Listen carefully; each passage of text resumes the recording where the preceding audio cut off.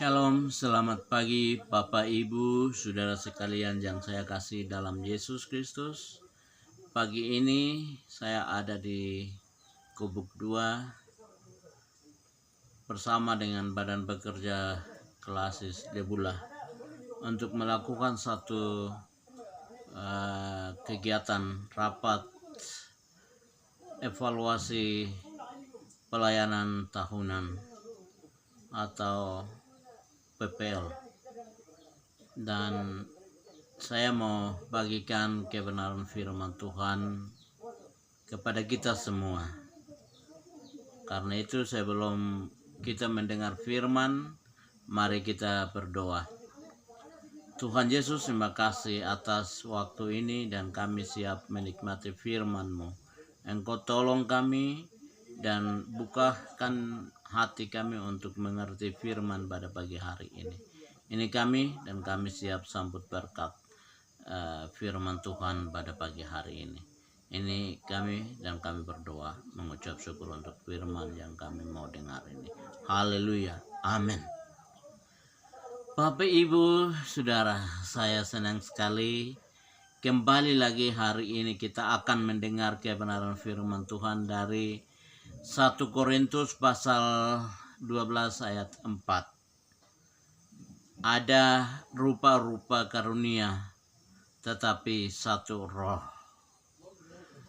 Itu Paulus menjelaskan kepada jemaat di Korintus bahwa di jemaat Korintus memberikan karunia masing-masing menurut ukuran Allah kepada setiap jemaat yang percaya kepada Yesus untuk melakukan pemberian atau karunia itu sebagai seorang yang berkhotbah atau seorang yang sebagai karunia untuk pemimpin atau sebagai karunia yang diberikan sebagai seorang yang menafsirkan atau karunia untuk penyembuhan dan macam-macam karunia yang Tuhan berikan kepada setiap masing-masing.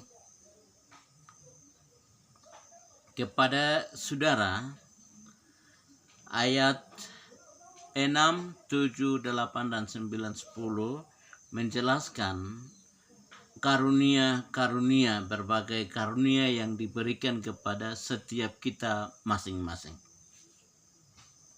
Sebagai seorang pemimpin, karunia sebagai seorang pengkhotbah, karunia sebagai seorang karunia untuk menyembuhkan, atau karunia untuk menafsirkan, atau karunia untuk menolong orang lain, dan banyak karunia yang diberikan kepada kita masing-masing. Dan bagi saya, Tuhan berikan karunia untuk seorang pemimpin. Saya waktu belajar di sekolah teologi di Manokwari dipercayakan sebagai ketua ikatan pegunungan Jaya-Wijaya. Waktu itu belum ada pemekaran. Waktu itu semua orang gunung jadi satu. Dan saya sebagai ketua ikatan. Dan saya memimpin selama 3 tahun dengan hasil yang baik, mengkaderkan banyak kader-kader yang menimba ilmu di teologi maupun juga di pemerintahan, Unipah dan STY. Dan saya belajar dari ketua ikatan ini untuk menolong teman-teman mahasiswa yang lain. Dari sinilah saya mulai belajar sebagai karunia untuk menjadi seorang pemimpin. dengan memberikan hasil yang baik. Setelah itu saya pulang ke kampung halaman saya dipercayakan sebagai sekretaris klasis, dan saya bekerja 1 periode dengan baik dan diusulkan untuk sebagai wakil ketua wilayah tahun 2024 dalam konferensi Kidi Wilayah Yahukimo di Holuan tahun 2024. Saya terpilih sebagai wakil ketua wilayah Yahukimo, dan wakil ketua wilayah Yahukimo 2 periode sejak tahun 2004 sampai dengan 2014. Setelah itu saya juga dipilih sebagai ketua Kidi Wilayah Yahukimo tahun 2014 sampai dengan 2023, 2 periode. Selain itu, saya juga diberikan kepercayaan oleh gereja sebagai pemimpin pendampingan, sebagai penasihat klasis, sebagai penasihat jemaat, koordinator untuk penerjemahan Alkitab, dan ada banyak tugas yang lain. Dan saya sadar, saya mengerti bahwa karunia yang Tuhan berikan kepada saya adalah kepemimpinan, dan hasil kepemimpinan yang saya pimpin memberikan dengan hasil yang baik. Karena itu saya pastikan bahwa saya diberikan karunia untuk menjadi pemimpin. Sampai hari ini saya masih pimpin sebagai penasehat Kidi Wilayah Yahukimo dengan koordinator penginjilan di tingkat wilayah. Bagaimana dengan Bapak Ibu Saudara? Kadangkala kita salah gunakan tugas atau karunia yang diberikan kepada kita masing-masing sebagai seorang pengkhotbah, tapi kita taruh dia di kepemimpinan. Hasilnya tidak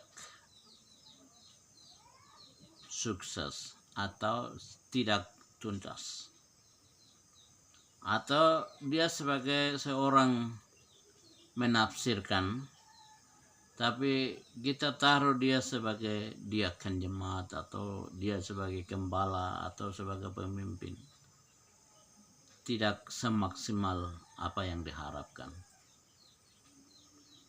Dan banyak kegagalan yang kita alami adalah tidak berdasarkan karunia, hanya dipilih sebagai keluarga. Ini keluarga saya, jadi saya harus memberikan suara kepada dia. Dan karena keluarganya itu kita tidak berdasarkan karunia, maka pelayanan kita hancur. Pelayanan kita tidak berhasil. Terjadi kevakuman, tumpang tindih, dan tidak berhasil. Karena itu Bapak Ibu Saudara, memang Tuhan sediakan rupa-rupa karunia, ayat 4 tadi. Rupa-rupa karunia, dan karunia itu dikerjakan oleh satu roh, yaitu Roh Kudus, kepada setiap kita masing-masing. Anda diberikan karunia untuk melayani, bukan untuk berkhotbah, tapi melayani orang dengan kemampuan kapasitas yang kita miliki. Memberikan itu adalah pelayanan. Menolong orang yang membutuhkan itu adalah pelayanan. Tidak harus Anda berkhotbah barulah menjadi pengkhotbah yang hebat. Atau Anda menjadi seorang pemimpin yang handal. Tapi karunia untuk melayani orang lain dengan kapasitas yang kita miliki. Kapasitasnya apa? Sebagai seorang yang mau melayani, merendahkan diri dan bekerja untuk orang lain, seolah-olah itu untuk Tuhan. Jadi Bapak Ibu Saudara, kadangkala kita ambisi untuk mendapatkan satu jabatan yang besar, tapi tidak barengi dengan karunia yang Tuhan berikan, sehingga pelayanan kita tidak berhasil. Pelayanan kita tidak membuahkan hasil. Karena itu Bapak Ibu Saudara, Anda diberikan karunia untuk melayani bekerja sebagai satpam atau security, melayani di situ, memberikan pelayanan yang terbaik. Anda sebagai hamba Tuhan untuk melayani jemaat, Anda bekerja di situ dengan setia. Anda sebagai pendeta melayani sebagai tugas pendeta. Anda sebagai ketua klasis bekerja sebagai ketua klasis. Anda bekerja sebagai diaken, bekerjalah dengan setia. Dan Anda sebagai pegawai negeri bekerja dengan setia, dengan kapasitas yang Tuhan berikan. Anda sebagai seorang guru mengajar di guru, jangan lalai. Anda sebagai mantri bekerja melayani masyarakat, melayani umat Tuhan dengan setia. Barulah Tuhan akan menolong, Tuhan akan memberkati, dan akibat dari itu ada dampaknya, yaitu untuk pembangunan tubuh Kristus. Tujuan daripada karunia yang kita masing-masing diberikan oleh Allah itu untuk saling memperlengkapi pembangunan tubuh Kristus. Karunia yang saya tidak mempunyai, ada orang lain punya karunia untuk melengkapi saya, menolong saya, menghibur saya, menyembuhkan saya, mendidik saya. Dan saya akan melakukan karunia sebagai pemimpin untuk menolong pembinaan dan bimbingan kepada orang yang membutuhkan bimbingan. Jadi, siapa saja Bapak Ibu Saudara, pegawai negeri atau pegawai swasta atau sebagai guru atau sebagai mantri, sebagai satpol PP, sebagai security di toilet, sebagai hamba Tuhan, sebagai ketua, sebagai majelis atau diaken, kita masing-masing diberikan karunia untuk melaksanakan tugas itu. Karena itu kita tidak boleh lalai tugas dan tanggung jawab yang Tuhan berikan untuk melakukan dengan setia. Bapak Ibu Saudara sekalian, karena itu kita melakukan dengan setia untuk membangun tubuh Kristus dengan karunia yang kita terima dari Allah itu. Demikian firman Tuhan pada pagi hari ini. Kiranya Tuhan Yesus akan memberkati kita semua. Mari kita berdoa. Di dalam nama Yesus kami telah mendengar firman, dan Tuhan Engkau memberkati firman ini supaya kami menggunakan karunia masing-masing untuk membangun pembangunan tubuh Kristus di dalam dunia ini. Ini kami mengucap syukur atas firman-Mu. Haleluya. Amin.